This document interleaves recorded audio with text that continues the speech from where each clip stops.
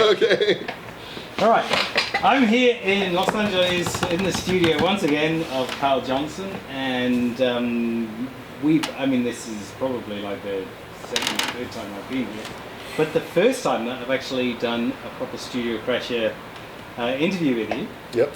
So I'm honored, man. Yeah, well, thank you. Came all the way around the world, and you have only a few amount of precious days, and you've chosen some hours here. It's awesome. Yeah, well, I mean, you came out to Newcastle, what, a year ago? It was just over a year ago. Yeah, I think it was about a year ago. Yeah. That was a fantastic experience. Yeah, that was great. That was great. And that came from the trip that I did 2 years ago, where I brought some students here to the studio, and you talked about your work. So what I wanted to start with is where you kind of started, really. You know, getting into being a practicing artist, because you practice, you exhibit in art spaces, and you also have a very successful commercial kind of aspect to what you do. Yeah, totally. Okay, let's see. I'm this guy that has just honestly always wanted to be an artist, and I didn't really know exactly what that meant, but I just knew that I wanted to be an artist. I wanted to be a cartoonist. I wanted to do whatever the guys that were doing Mad Magazine were doing. I wanted to do whatever the guys that were making the California Raisins move and dance were doing. When those came out, I was going to be a claymation artist. When I discovered the ceramics department in high school, I quit track, I quit football. I get the shivers because I was just like, this is it, dude. So you can just make all this shit and then put it in an oven and it becomes hard, and then it's, that was blowing my mind. And then I had a really good high school art teacher that was a potter, working potter and a teacher. He taught high school before, he taught college before high school, so he kind of expected more of us. He drew a lot. He got me to, I was just this kind of kid that was just like drawing just from the wrist, and he got me to like draw from the shoulder and to stand and draw, and he just opened my mind to the idea that art is a like physical activity, and it's like a sport, it's not just, it's a sport. I think of it as an action sport almost. When I can get to that later, the way I like to film myself working, or whatever. So the beginnings. High school was a really crazy experience. A lot of people probably don't get that until later in life, but I had this interesting art experience in high school. Went to college near my hometown, studied art, stayed focused, worked in art galleries after that, always worked with artists, always knew I wanted to do something. I just kept working, always said yes to projects. You're originally from Colorado? Kansas. Oh, yeah, Kansas. Originally from Kansas. Colorado. We're neighbors. Colorado is right next to Kansas. Okay. Midwest. But Kansas is a little flatter than Colorado. But that, growing up in a small town outside of kind of a big city was a cool experience. That I'm not going to say I was bored, but the lack of like crazy culture led to lots of clubhouses and lots of costumes and lots of hammers and nails and building dams in the backyard. And I wasn't really making art, but I was building things. So I've always liked that. I've had a mom that was a sewer, a crocheter, a knitter, a quilter, always had the hot glue gun plugged in. So I saw somebody that was always working on a project. Dad that crafted a newspaper with literally cut and paste back in the 80s. He was down, they were in the offices with X-Acto knives and wax machines and layout boards and building ads and building, like if they wanted to have a coupon, they would get the tape that had the dotted line and they would put it around and cut it, and they would make sure it was straight on the paper that had the light blue lines. And I was just like, I grew up watching my dad making something, and I grew up with my mom making something. They weren't artists, but they were both always making, I think that I've come to realize that later in life, that I witnessed that happening. Also, they were encouraging, so I was always encouraged to like apply for contests. And, even in junior high, I was applying for the Mothers Against Drunk Driving billboard contest, or whatever. I remember there was a contest to win a Mazda Miata if you redesigned the logo for Ivory Soap. And I was just like, for days, working on a new logo for Ivory Soap. Yeah. You know? I was probably like 15, you know what I mean? Just like, all right, Ivory Soap. And then college was normal, but like I made a lot of art and stayed focused in the studio. What did you kind of major in college? I studied, I focused on, I've always been a drawer. Yeah. And so I found a couple professors that like to draw, and I worked with them kind of independently the whole time, always drawing, but I really made my major was sculpture and metal casting specifically. I think I wanted to I felt like drawing, while you can learn from somebody, I wanted to learn about the tools. I wanted to learn about I felt like I could draw, and I would draw no matter what happened to me. If I was in prison, I would be drawing, you know? But I was like, I have this opportunity to learn about this couple floors of the school that are filled with all these crazy saws and drills and welding machines and all this shit. I want to know about this stuff. And so they also had the better studios. And so I was like, dude, these guys are cool. They've got the better studio set up, and they've got all these tools, and they're making cool shit.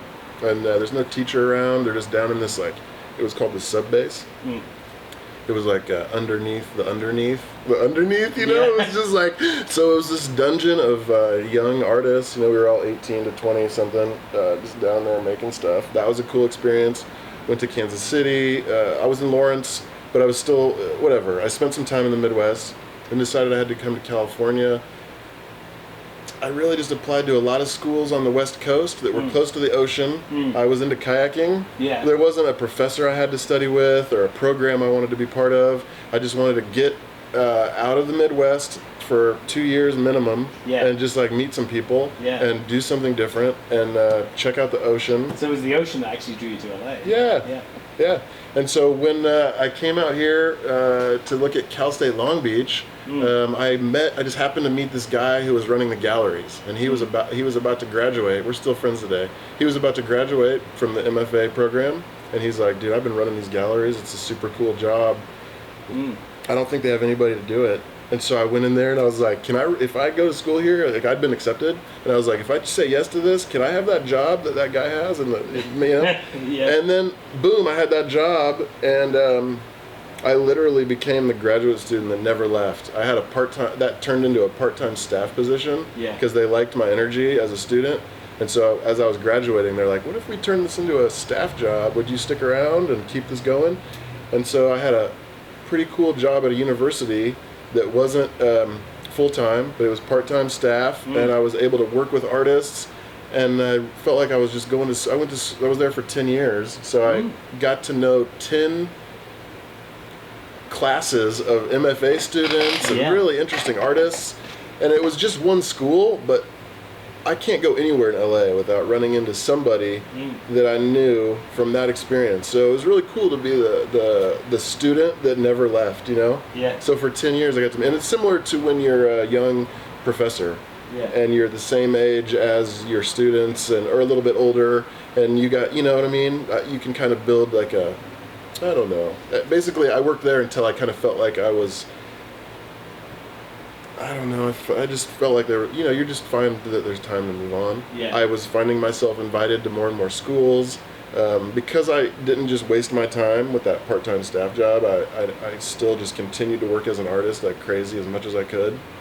I found myself invited to do more and more things, more and more commercial jobs. I found myself kind of like having grad students cover for me more and more at that job. And I was just like, dude, I can't do this job. I just can't do it anymore.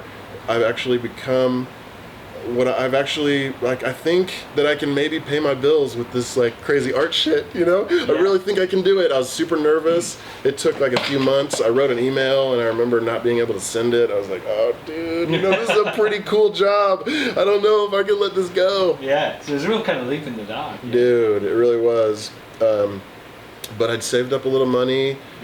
And I think I got to a place where I think I had a commercial project lined up like 6 months out.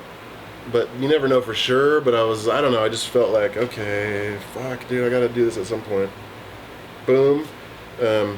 Stopped working that job, and I have never looked back. It was like, I'm not exactly good with numbers when it comes to that kind of thing, but I'm thinking it was 6 or 7 years ago. And 6 years ago maybe, and yeah, man, I feel very fortunate. I say yes to a lot of projects. There's definitely been times when I'm like, oh man, I should probably go get an application at Home Depot or something, I gotta, I gotta do something different. I've definitely had some times in this last 6 or 7 years where I've sent out notes to friends like, dude, if there's any work, if there's anything. But for the most part, 80% of those last 7 years have just been full of work, full of projects. Each project leads me to a new, I feel like I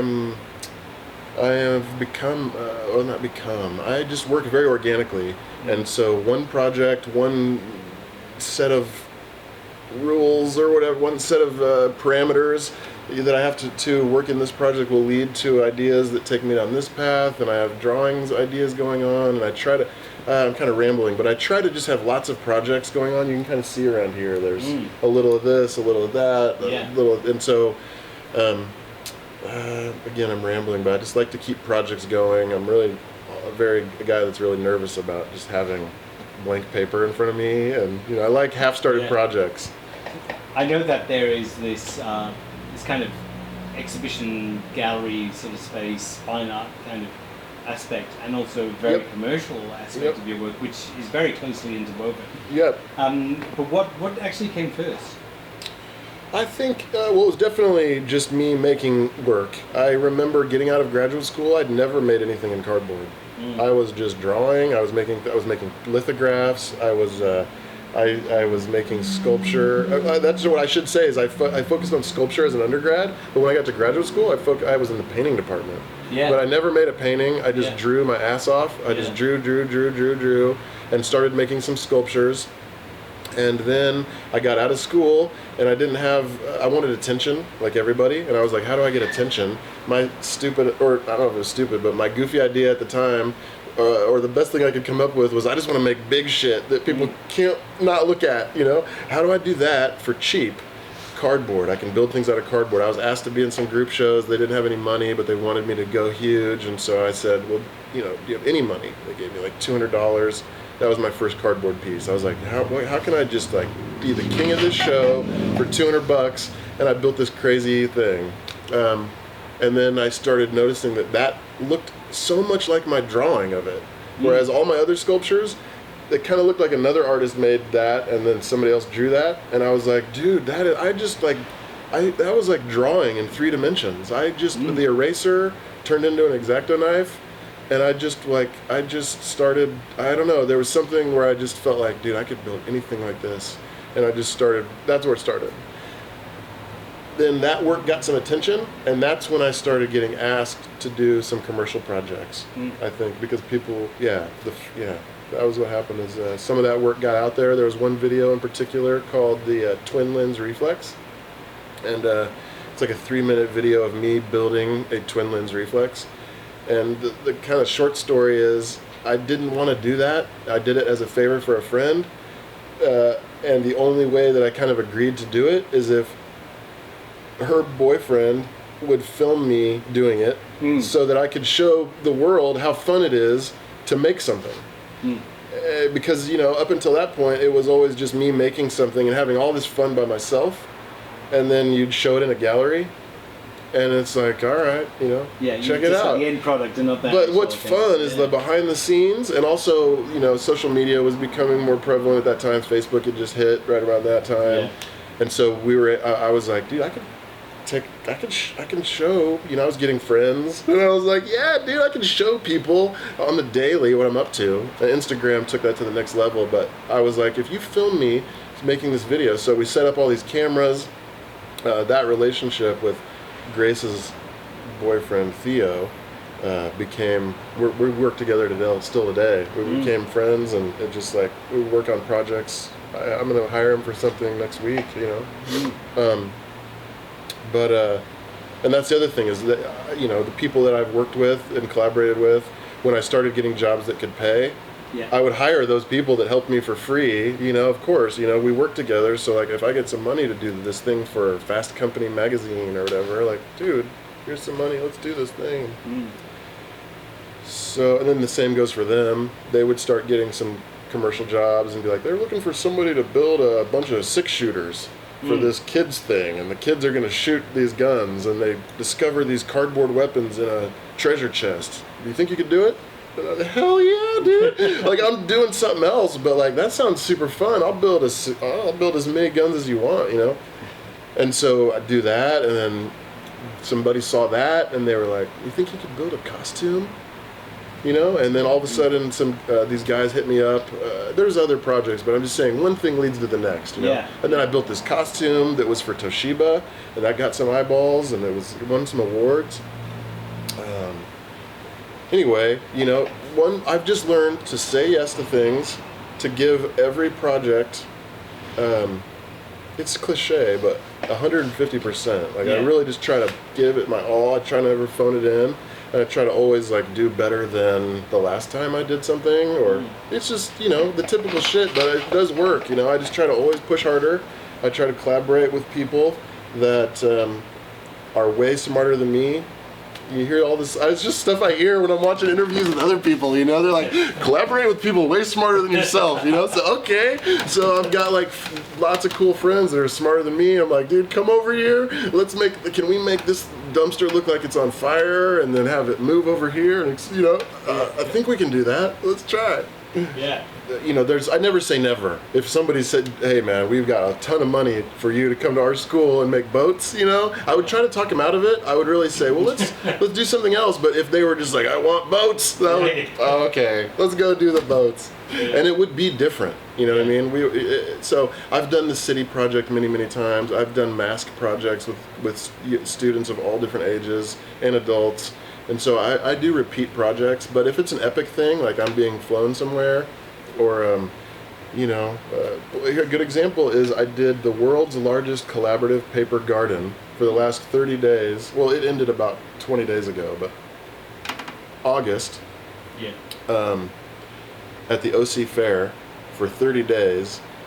I had an exhibit, but I didn't want to just have like a Kiel Johnson show. I wanted to invite the public to collaborate with me. So I did this garden project. I could go on and on, but basically people were invited to build flowers and build a garden. The friends of mine in New Zealand saw that, and they were like, oh, we would love for you to do the garden project. And I was like, okay, but how about, and then I pitched them the project that I told you, where we're actually going to build the island, and then they can make the plants and flowers to go around it, but we can build the island. We can also build the camping gear thing, just because I had a good time with this airplane that I built recently. Yeah. And that's pretty... yeah, and that's actually behind us. Oh, right. There's the fuselage right there. Yeah, and so it's like right here. Yeah. And so the cockpit of that thing is just awesome. Yeah. And so like and it's life size. Yeah. The whole plane is awesome, but the cockpit was awesome. Awesomest. It was the best, you know. And I'm trying to make the word awesomest a word, but I've been trying for years. The cockpit was so great that led me to the idea of the lots of little things and lots of little gadgets, so the camping gear. So I'm kind of getting off target, but whatever. A project where someone asked me to repeat it, and I said, I'll come, but I'd like to do something a little bit different. So just always try to do something different.